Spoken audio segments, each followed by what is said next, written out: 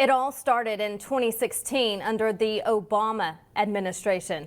The FBI, they launched Crossfire Hurricane. That's an investigation with alleged ties between the Trump campaign associates and Russian officials.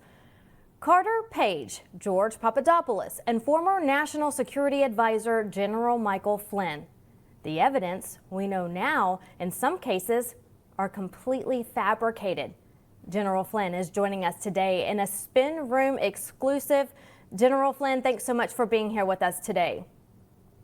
Great. Thanks, Vanessa, for having me. Appreciate it. Really amazing times that we're in right now with this exposure by Tulsi Gabbard, the Director of National Intelligence. I mean, it's mind-blowing, not surprising to me, but I think for the majority of Americans to try to comprehend that we would have a former president of the United States of America basically trying to overthrow a sitting president, in this case, Donald J. Trump.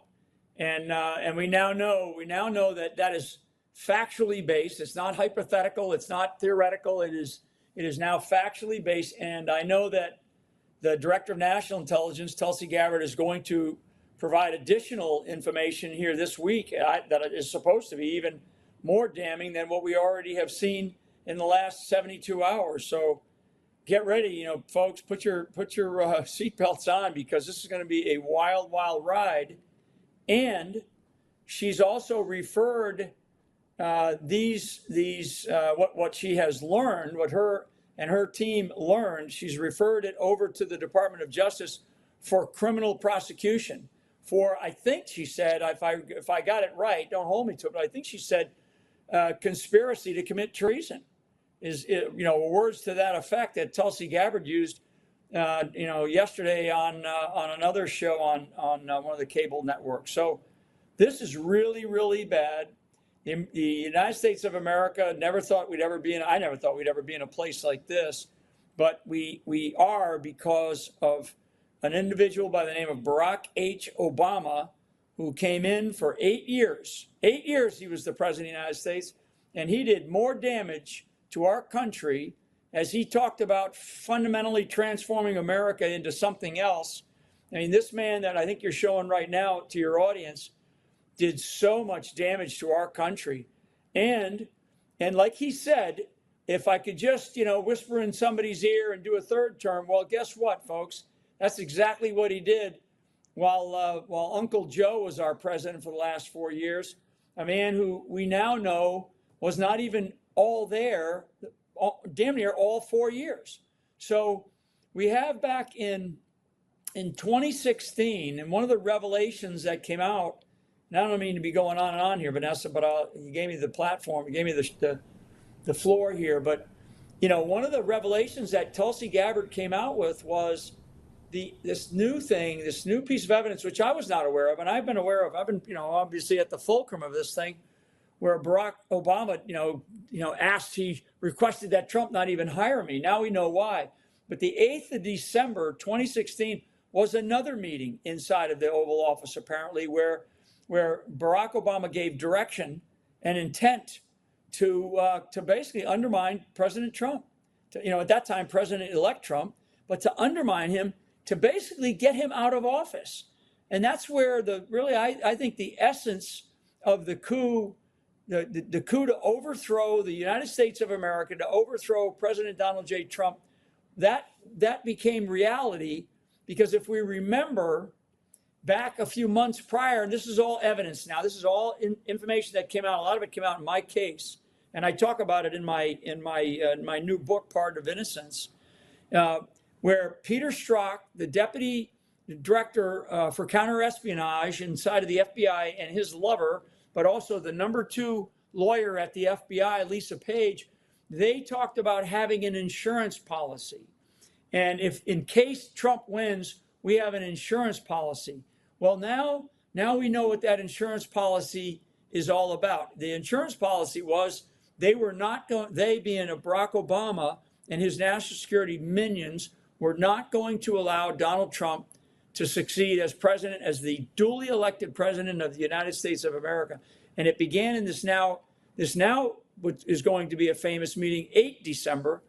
I've been talking about the 5th of January, a month later, the 5th of January in the Oval Office again with Barack Obama, Jim Clapper, Jim Comey, John Brennan, Susan Rice, Sally Yates, and a couple of other of their national security minions. He then again addressed it at that point in time to basically, this is where the very famous phrase, first we're going to F Flynn and then we're going to F Trump. So that now they knew they had to get rid of me. And a whole series of events began, and here we are in summer of 2025, right? 8-9 years later almost. And it's taken us this long. And now all I can say is thank God that President Donald J. Trump was not assassinated by these son of a guns this past summer, which they took they took a couple of attempts at his life.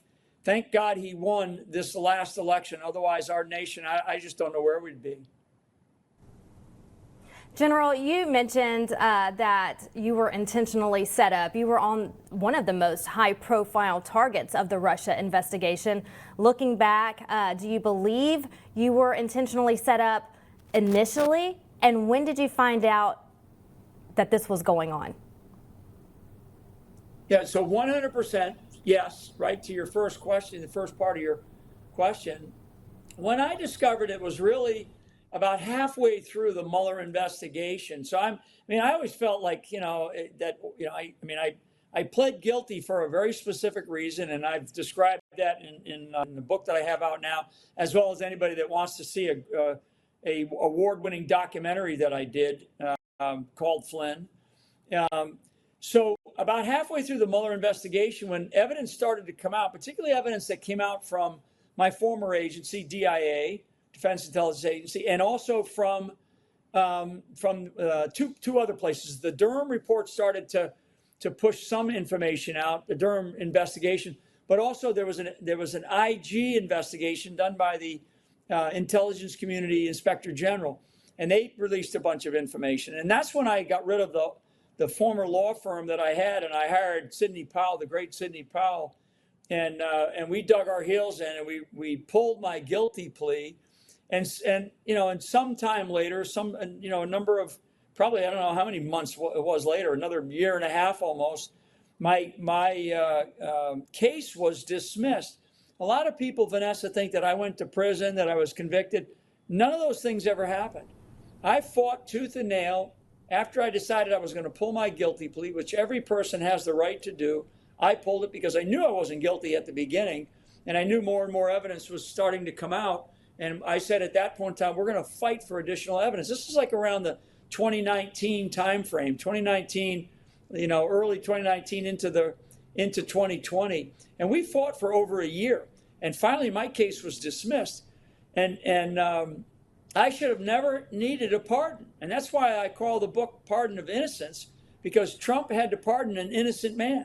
Never in the history of the country has a president of the United States had to issue a pardon for someone like that, because I was innocent. There was no charges against me any longer. So why would I have to take a pardon that I did not want, by the way? I took it because of a very egregious, very vicious, conniving judge. And now with what we've seen over the last 6 months with what the judiciary has done to President Trump, everybody is beginning to see what's going on in our country. And this communist infiltration of our nation, the institutions of government, and right here in Washington, D.C., I'm talking to you from Washington, D.C. right now, here in the swamp. And I'm back here to continue to fight to defeat this corruption and to help Donald J. Trump, President Trump, actually expose even more evidence that's going to be exposed. It is going to come out. It's going to come out a lot faster than I think people normally expect, because I don't want another 3 or 4 years investigation.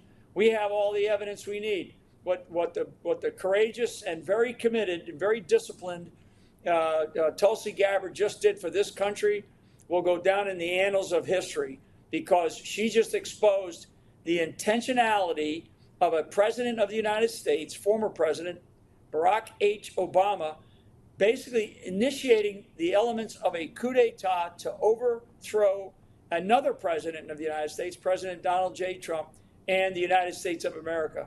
That's so stunning of a revelation, and everybody in this country needs to come to grips with it. So your audience everybody that I talk to, because I'm going to let people know that we are facing and it hasn't ended. We are facing a takeover of this country, and it has not ended. These people will have a plan. They will come back, and President Trump knows it. I know it, and I now know that the Director of National Intelligence is not going to be a wallflower figurehead. She is going to be a fighter for really what is right, and a fighter for our constitutional rights and privileges that we have, not just for Donald J. Trump, but for this country. And that's what she talked about over the last couple of days in her speaking out about this. And also, she did a great interview on, I think, the Maria Bartoloma show yesterday. So extraordinary courage that Tulsi Gabbard just demonstrated. Yes, that was a wonderful interview. Then President Trump put out last night on Truth Social a video of former President Obama being arrested. General, will Obama be arrested? I think what they need to do is they need to first, and I'm very certain about this because they did it to me. They need to take all of their passports and revoke or suspend them immediately on all these people, Barack Obama all the way down, all of his minions and his national security team, revoke or suspend so they cannot, abscond the country, so they can't leave the country. And they need to be checking all these private airfields and private aircraft that all these people fly around in. That's number one. The second thing is, if they haven't already formed a task force, they need to form a task force. And I do believe that there will be evidence that will be found in their homes. So just like they raided Mar-a-Lago, they should be considering a raid on Barack Obama's home here in Washington, D.C. If not here, he's got a place in Martha's Vineyard. He's got a place, I believe, out in Maui. All those places need to be checked out. They all need to be raided for evidence. These people conducted a coup to overthrow our country, and they need to feel the heat of a very serious investigation that Tulsi Gabbard referred or preferred over to the Department of Justice as a criminal referral. So that's a big deal. That's a bad problem for them. And those are just a few of the steps that need to happen. So who else do you believe knew the truth and covered it up from the beginning? I think from the beginning, and I would say the beginning, and to answer this question, I think that the beginning started probably right after the election in 2016. With one caveat. I do believe that John McCain, right, may he rest in peace, John McCain was aware that this was a setup by the Hillary Clinton machinery because he was given access to the information prior to the election. And there might be some others, but he certainly was one. The others that after the election, the others that had to have known about this, remember, after that election won the House and the Senate for the Republican Party. So Speaker Ryan, President McConnell, right? President of the Senate, Mitch McConnell, they're part of what's called the Gang of Eight. So they were briefed on all this stuff. They had to have been briefed on every bit of it. And in fact, we know that they were because Devin Nunes, who was the chairman of the House Permanent Select Committee on Intelligence, he went over after being briefed. Now, I was going out of the White House, but this was like the March, April timeframe. Devin Nunes went over to the White House and briefed the president of the United States on the intelligence that he had just seen. And so they knew it then. He briefed the president. And then what did Paul Ryan do? Paul Ryan had him removed from his chairmanship job, which is just, to me, is another, now everybody needs to go back and look at that and ask the question, why did Paul Ryan remove Devin Nunes at that time? What did he know? What did McConnell know? Now, we know McConnell's like Uncle Joe. McConnell's, mind is not all there anymore because he's whatever. He has problems with his mind right now. Maybe he's got partial dementia that we learned that Biden had. But Paul Ryan is still around. He's running Fox News, right? Somebody needs to ask Paul Ryan, what did he know and when did he know it? Because he was the Speaker of the House at that time. McConnell was the President of the Senate. They had access to all this information. The other person, and I think this is another bombshell, is Mike Pompeo. Mike Pompeo was the director of the CIA at the time. The other guy, Senator Dan Coates, was the director of national intelligence. All these guys, John Ratcliffe, current director of the CIA. He became the director of national intelligence later on in the Trump administration. You know, what these guys not know any of this? So are they incompetent, or were they just not doing their jobs, or they just wanted Donald Trump to fail? There's your bombshell right there, Vanessa. These are members of the GOP, which I don't have any time for these guys. I don't, because they all, what do they want? They want Donald Trump to go away. And thank God, again, you know, and Mike Lindell, who's a good friend of mine, I know we're on Lindell TV. You know, Mike Lindell talks about a series of miracles that needed to happen. And I believe that. I believe, despite the pain that my family went through and the pain that Trump and his family went through and that our country has experienced, our country needed to go through this experience, because it required most Americans who were asleep at the switch to wake up. And the American people, they began to start to wake up, and they got Donald Trump reelected again, thank God.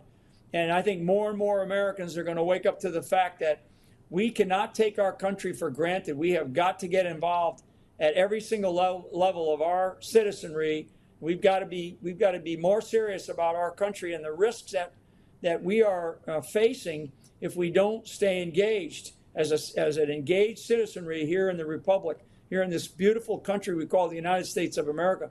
We needed to go through this process, and as God only knows the outcome, I do believe that this was part and parcel to why this country is a nation built on Christian principles and values, and we needed a reminder. And it was a harsh reminder, and you know what? I sit here today, you know, sort of having risen above it, and thank God that I was given the resolve that I was given to be able to stand this test, because boy, I'll tell you, this was not easy, and neither was it for Trump. But this country needed to go through this, because think about what we have just talked about, Vanessa, a coup d'etat by one president against another president to undermine the United States of America and to overthrow a presidency. That's so stunning. It's outrageous, and people need to be held accountable. You brought up Mike Lindell, and I want to circle back to him in just a moment, but I want to go back to some of the names that a lot of Americans are questioning about this hoax and who was involved. Hillary Clinton. You know, the Steele dossier was funded by her campaign. She admitted to that. Should there be legal consequences for that? Yeah, you know, I don't know. I mean, Hillary Clinton started it all, right? She started it all because she is so desperate for power. I mean, just an incredible, what a sycophant she is. And so she's so desperate. So, you know, she started all this by creating this fake document. People around her, people like Robbie Mook was out during the campaign, you know, talking about this Russia collusion stuff even then. So there has to be some consequence. I think the consequence of anything is these people are going to have to all lawyer up. So it's going to come at a cost, which I know, believe me, cost me an awful lot for all the lawyers that I had to get to go through this fake, absolute fake investigation, a false investigation based on false pretenses. So Hillary Clinton is going to have to be brought in, if nothing else, for questioning. Now, people might start pointing back at her, right? There might be, in fact, I know that there's other whistleblowers that are coming forward, and there's other evidence from people that are in that inner circle that have come forward to basically sing, like they say, sing, so they don't get into trouble, or they lighten their prison sentences a little bit because they're given state's witness now. So there's going to be some of that. So Hillary Clinton's not off the hook, and at the most, you know, or the minimum, she should be called in for questioning for sure. And she may even need to be investigated again for the kinds of things that she did in order to drive this. Was she part of the conversations? Is there email traffic? Are there text messages after Donald Trump won that brought her and her team, Podesta being one of them, into these conversations where they talked about overthrowing the United States of America? I mean, all this is going to have to come into play. I have one more name for you, Joe Biden. You were reportedly unmasked by Biden himself. Do you think he knew from the beginning? Yeah, I was unmasked by, I think, there was at least 50 people that unmasked me. So it wasn't just Joe Biden. 50, 5-0. It's unbelievable, unprecedented in U.S. history for that to occur, and not one person has been found guilty, and all of that was done illegally. I don't think Joe Biden is going to be able to stand trial for anything. I think Joe Biden has, probably, if not beyond partial, he might even have full-on dementia at this point in time. Joe Biden he was not the president of the United States for these last 4 years. It was likely Barack Obama operating from his basement in his residence up on what they call Embassy Row, up in the Kalorama area. And like Barack Obama said, I'd love to be a third term, but I don't want to actually sit in the White House. Well, he didn't. He entered the White House, I guess, hundreds of times now that we know. So I don't think anything. Joe Biden might be called in to be questioned, but I don't think he's capable. I don't think he's mentally nor intellectually capable of doing any of that. So, it's sad in a way for Joe Biden that he's in that state of affairs, but lucky from a criminal perspective. Right. He gets a pass. So you brought up Mike Lindell just a few minutes ago. If you look, General, at what Mike Lindell has gone through just for saying that the 2020 election was stolen verbally, and then you look at this Russia hoax that all of these masterminds put together that lead our country, which is treason, there's a huge difference on who's the real criminal here, and it's not Mike Lindell. Yeah. So here's my message to not just Mike, but my message to America is that all these legal cases, all these lawsuits by certain election processing system companies, right?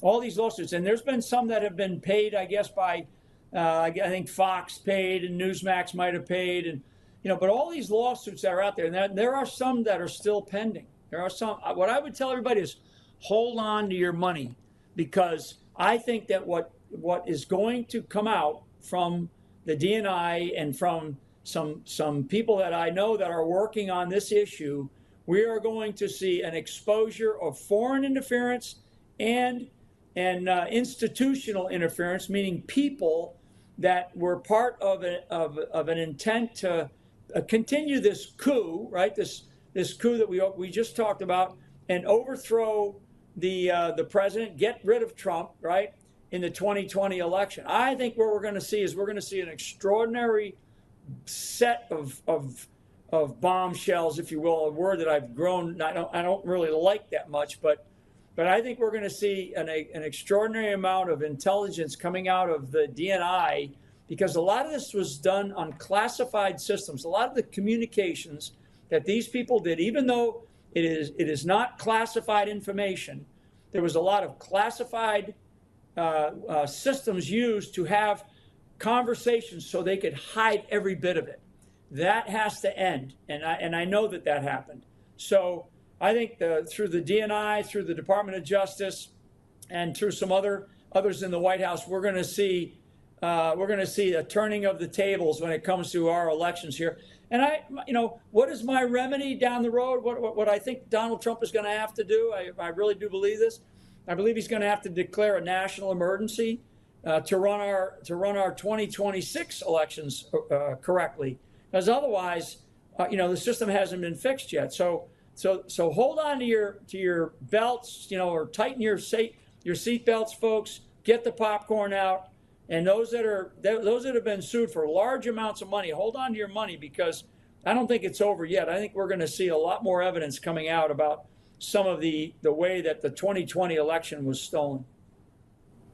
We're holding on tight. I know the American people want answers. We also know that it takes time.